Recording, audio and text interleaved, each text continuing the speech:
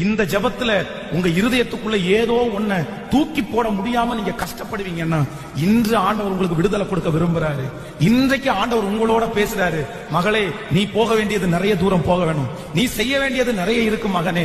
உன்னை கொண்டு நான் என்னென்னமோ நான் செய்ய போறேன். உனக்கு எல்லா காரியங்களும் கைகூடி வரும். உன்னை அந்த ஜனத்திற்கு முன்பாக நான் தலைவனாய் தலைவியாய் நான் நிறுத்துவேன். உன் வாழ்க்கை ஆசீர்வதிக்கப்படும். ஒரு இடத்துல நீ தோற்று போனாய் என்பதற்காய் உன் வாழ்க்கை முழுவதும் தோற்று போனது அல்ல.